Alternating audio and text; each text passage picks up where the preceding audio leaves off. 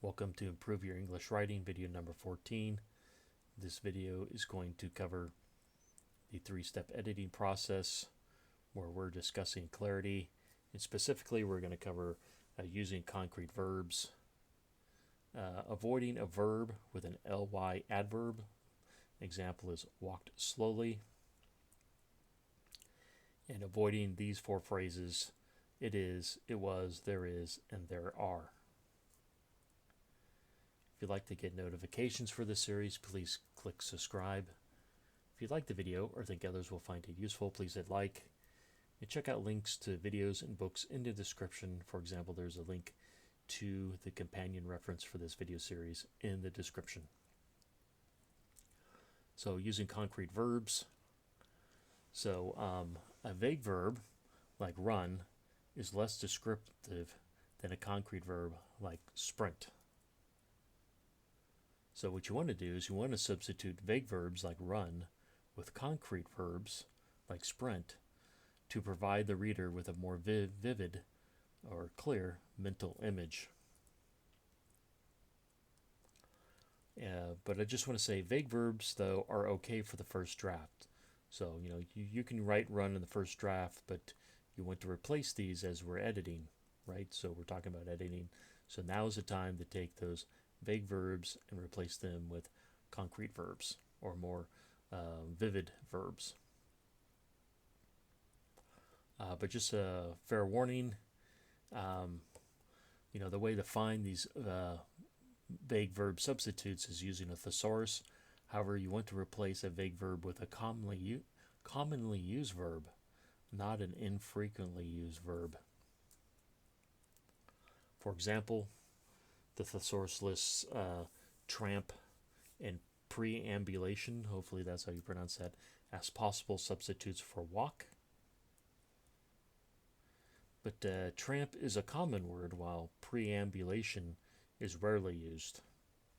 I don't think I've ever seen it in writing, but I've seen tramp quite often, or more, or maybe not as common as walk, but I have seen tramp as used in spoken English and in writing. So here are some substitute for the words walk that I list in the book: stroll, march, glide, strut. Here are some substitutes for the verb made. You could say design, form, assemble, invent. For other verbs, just go to a thesaurus online or in book form to find substitutes. So here's an example. You originally wrote in the first draft, Rose walked to her car, and you revise it by saying Rose ambulated to her car. This is not a good rewrite because ambulated is an infrequently used verb. Do not use it as a substitute. But a better revised sentence is Rose strolled to her car. Now, of course, anytime you substitute a word, you have to look at the context to see if this word actually is proper for the context. But it is, possible substitute for walk. Maybe march, glide, strut might have been better in the sentence depending on the context.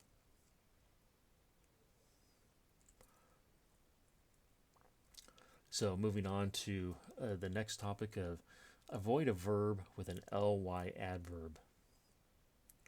So for example, a vague verb can be bolstered or supported by an ly adverb. So walked slowly is an example.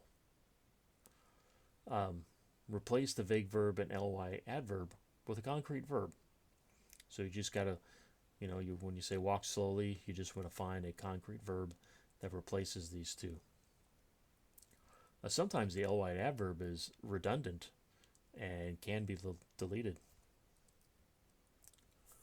So in our first example, we say the cat ran quickly through the room.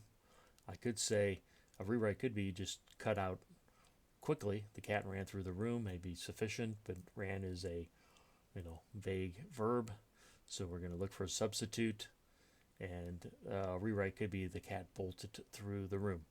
So I've replaced this verb with ly adverb with a which is basically a vague verb with a ly adverb with a concrete verb. Much more vivid. So the revised sentence is much more vivid than the original. Another example is Thomas turned quickly around at the noise. Once again, the rewrite, I could say Thomas turned around at the noise. Quickly may be redundant in the context and can just simply be deleted, but turned is vague. You want to try to find a better verb. You could rewrite it as spun. Thomas spun around at the noise. So the last one here is much more vivid and detailed, more detailed or clearer image, mental image than the original. The last topic I want to discuss are these 4 phrases. It is, it was, there are, and there is. Sorry, I got to I read them out of order. The reason to start a sentence this way is to emphasize the subject. If you're not emphasizing the subject, you should rewrite it. So, and often starting a sentence with one of these 4 phrases, it is or there are, really often just weakens the real verb in the sentence, and it adds unnecessary words. So you rewrite by beginning with the subject, and the sentence should gain clarity and conciseness. Now this does take some practice, I have to admit.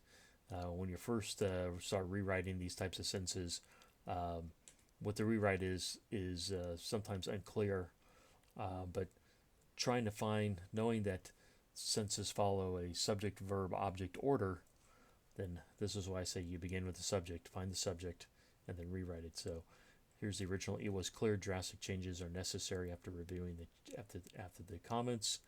The rewrite is drastic changes are clearly necessary after reviewing the comments. Now, I'm pretty sure people could probably come up with other rewrites, but this is a rewrite that does remove it was.